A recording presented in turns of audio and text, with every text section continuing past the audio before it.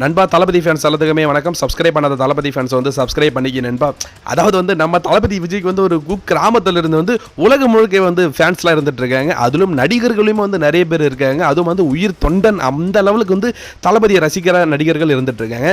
So Sathyaraj family பற்றி உங்களுக்கு தெரியும். சத்யராஜ் ஃபேமிலியில் வந்து சத்யராஜே வந்து தளபதி விஜய் தான் வந்து பிடிக்கும்.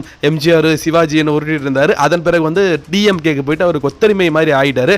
அதன் பிறகு அவங்களுடைய மகள் ஸோ அவங்களையும் வந்து டிஎம்கே சப்போர்ட்டராக வந்து தளபதி விஜய் பத்தி மட்டுமே வந்து பேசிட்டு இருப்பாங்க. ஏன்னா விஜய் பத்தி பேசினா மட்டும் தான் வந்து ஃபேமஸ் ஆகலாம் அப்படின்றதுக்காகவே வந்து தளபதியை பத்தி அவதூறா பேசுறது, தப்பா பேசுறது அப்படின்ற மாதிரி வந்து செஞ்சுட்டு இருந்தாங்க. ஆனா வந்து அந்த சத்யராஜ் குடும்பத்திலே வந்து ஒரு ஜெம் ஆஃப் தி பர்சன் அப்படின்னா வந்து நம்ம சிபி சத்யராஜ் தான். ஸோ சிபி சத்யராஜ் பத்தி நான் நிறைய வீடியோ போட்டிருக்கேன். ஆனா அவர் தரமான ஒரு சம்பவம் வந்து பண்ணியிருக்காங்க.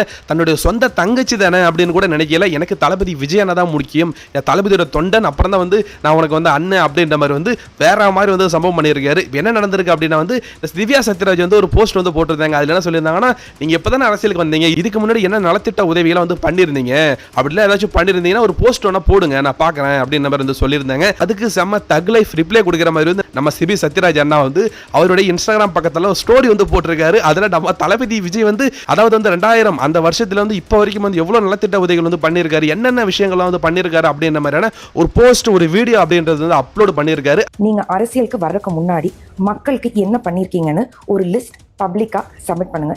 மணியா நீ வரலாறு தெரிஞ்சுக்கோணும்.